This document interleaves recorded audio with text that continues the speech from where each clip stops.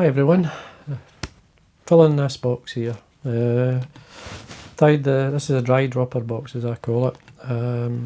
Basically I put together some of my favourite sort of dry flies to help support a nymph, whether it be beaded or just weighted with copper wire or just unweighted. And this is what I've been working on. So I'd have the dry dropper. What a dry dropper is basically fishing a dry fly and then tying off. I personally like to do is just tie to the bend of the dry fly a length of nylon to maybe up to 4 feet or so, and I just fish as they call it, the dropper. It would be a beaded nymph. Now obviously the heavier bead you need a bushier fly like the clink hammer there. It's like high vis versions. I've got the Caddis high vis and I've got the standard sort of mayfly or sort of March brown, yellow may, a couple of Caddis there. These are some of my sort of top patterns, the patterns I do really well with. I'm working on the Caddis at the moment. It's unweighted, this one here. I'm working on the grey one, or the granum. It's very good for the granum, but it's a very good fly. These will represent olives coming off in the spring of the year, as well as when the Caddis are coming off. These are patterns I've caught many a fish over the years on. I've even caught salmon on this one. I've caught a salmon on that one, and I've caught a salmon on the one with the bead. So they're not meant for that, but if they're willing to take the fly, then fine. It's a bit of fun, like when you're fishing 4-pound nylon or less. So far I've landed them, so anyway. Well, saying that, I lost one. I lost it in a branch, which was in front of me, but anyway. So this is the box, as I say, I'm just about finishing it. Tying 12s and 14s, which is a good size. This is a size 12. I'll just zoom in and let you see it. This is just a basic, it's like a granum type fly. It's made to sit very close to the surface. It's tied, there's a wee bit of CDC dubbing mixed through a natural fibre.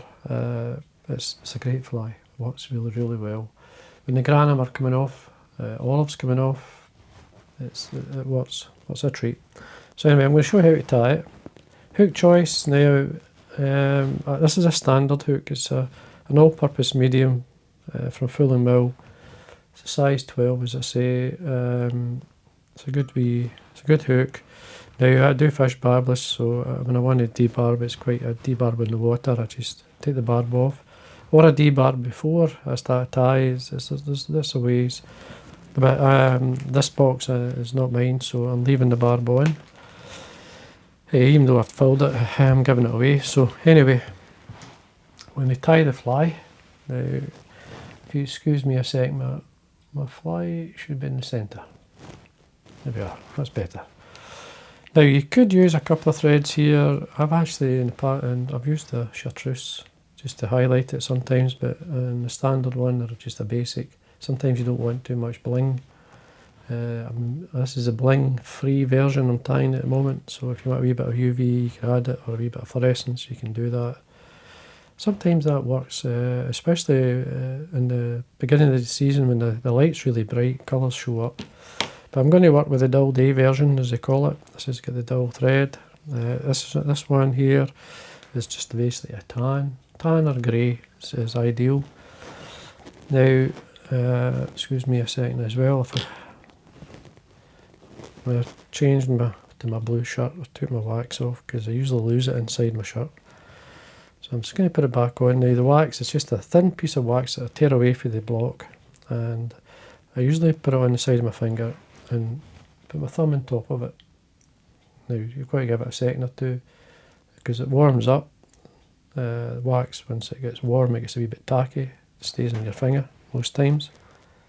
So that's how I do it. You can heat it up a bit with warmth off your breath. I can do that. Now it's a simple fly. Now you can weight this fly, but this is the unweighted version, so you can add a wee bit of lead or whatever. So we're going to start with the head,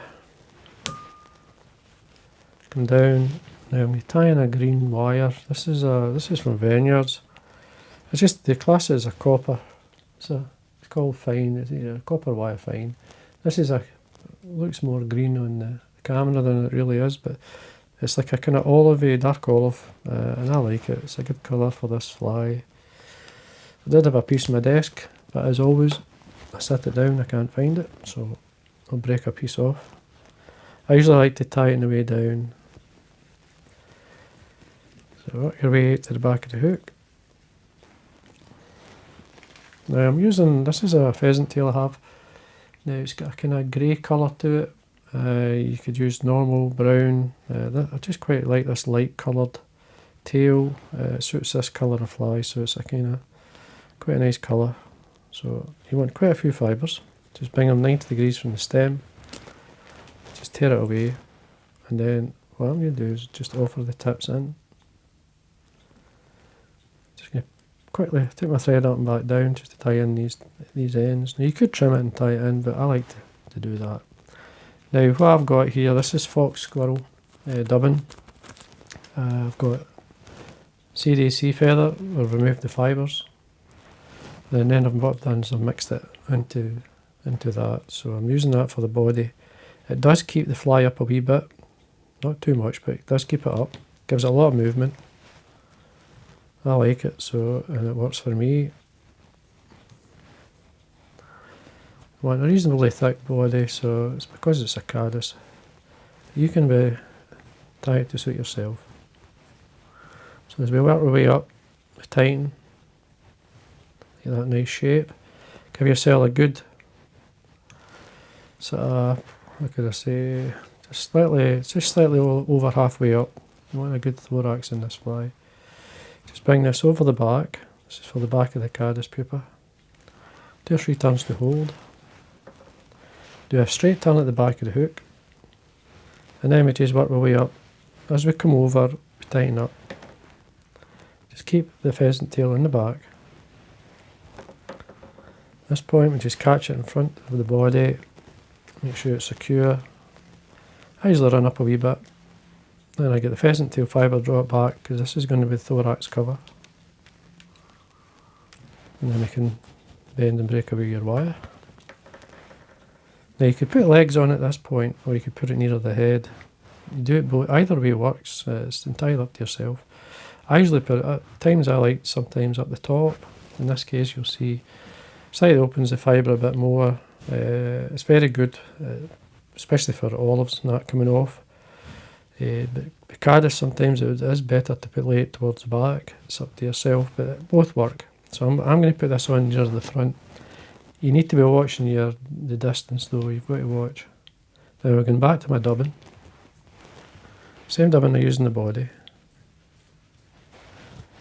I'm just going to quickly take my thread up a wee bit to about maybe a head and a half length away from the eye of the hook, and I'm going to build up towards the pheasant tail.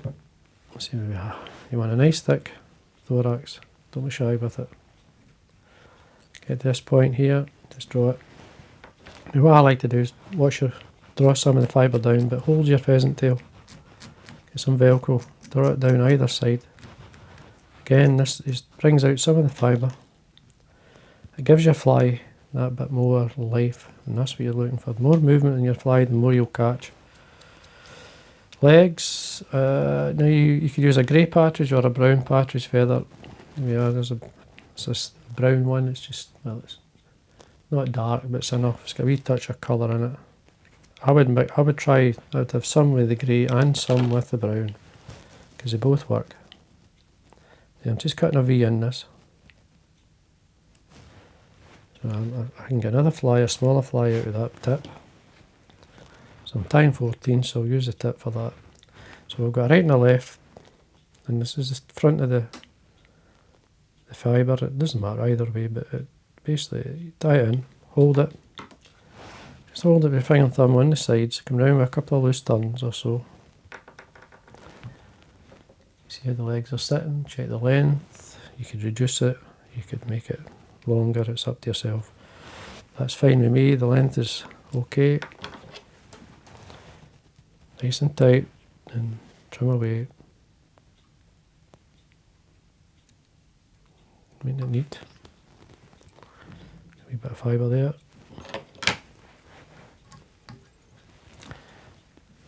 Just tidy that head area up. Now someone asked me about my scissors.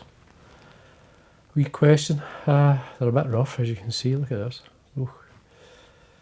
Now, these are, oh dear, 2 or 3 years old. Probably more than that. Maybe 4 years old. You can see I've been trying to remove the screw.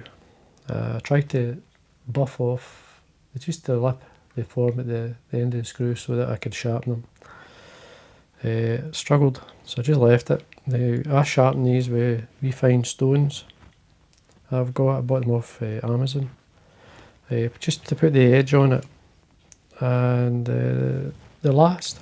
They've lasted well. These are the tungsten. I mean, these TMC, they're TMCO. They've got a nice fine tip. I can get the edge back on them. I've managed to do it. I'm terrible at it. To show you, I'd be showing you wrong, and I'd get a lot of hate if I showed you how I do it. It's enough to put the edge back on. That's all I do. And as you can see, they still cut. Someone that sharpens scissors would faint if they watched me try to sharpen them. So anyway, I'm going to put horns on it. It could be the brown side. This is bronze mallard. Or it could be the grey side, as I call it. These are ideal for horns. And I just light them on the fly. And actually, you can see them. A lot of people ask me you can't see them, but you can. If you look at it in the water, you will see them. So I'm just off them, sort of right and left side of the thorax, 2 or 3 turns. Just going to check my length. Normally I fold them back, it's because it stops them pulling out. There's the ends there. Trim them away. Now we can bring over our pheasant tail for our thorax cover. Now, if you think you could add a wee bit, sometimes I like a decent head on these flies because the Caddis have a decent head. You could put a wee bit of dubbing before you bring it over if you're short, but that's okay. Again, nice. You want a nice tip, a sharp point, a tapered point to get a nice neat cut. Most people don't get a neat cut because the scissors are not allowing it. What I like, it's fine. Wet finish. If I had a thick end, a thick pair of scissors at the tip, I would get a bad cut. Now, usually what I do is I try and just offer the scissors up to the side of your thread and it cuts itself. And there we are. It's one of the Caddis, rough wee fly, grey wee fly, great pattern. Caught many fish on this. Now you can put wee eyes on these. I have put wee dumbbell eyes on them, meaning like the ones I form using nylon, and it works. It works really well. But so does this. This works without it. So I make sure the eye's clean. There we are. Now I class that mainly as the granum pattern. It's very good when the granum's coming off because it works when the granum's coming off. I'll take these long fibres away. But when the olives are coming off and the duns on a grey day, both days, when you fish a dry dropper and you're fishing a dry fly and you just fish are thinking about it, you know when the hatch is kind of in between, they'll come up happily and take that. Now, I'll just zoom out again and I'll show you what I mean to what you can do. If you look, these patterns here, that's a water hen blower with a bead. It's just a 2mm tungsten bead. Partridge in orange. It's a bronze coloured bead. I can't remember. It's a brown, classed brown, I think. It's a metallic brown, so it's got a kind of coppery brown colour off it. So, I mean, I know a lot of people are twisting in their grave when they see me using traditional soft tackles and putting a bead on them. But when you're fishing a dry dropper, you're actually searching, and you're searching certain water. You need a wee bit of weight. Sometimes you don't need weight, like this fly. You can obviously use that. But then you know the fish are on the surface, they work. So this is a good wee box. Some put together like some that work out a cast. So I like to, well, I don't have many fly boxes, but if you're putting a box of flies together, that's your cast. Dry dropper, so there's your dry flies and there's your droppers. And don't be shy to use 2 flies. I've done it quite a few times. Especially don't go too heavy, like you could use a 2mm with the Caddis. You could 2mm will quite happily hold up one of these dry flies will hold it up. Remember, you're not casting it up the river and waiting, like letting it drift for yards and yards and yards. You're covering areas, so the fly's only in a certain area for a short time. So you're just covering the area where you're fishing. So anyway, good wee box of flies. So there we are, folks. There's the Caddis. As I say, it's a good wee fly for when the granum's coming off. And it's a favourite of mine, this style. It works really well. So anyway, I hope you enjoyed that, and again, thanks for watching.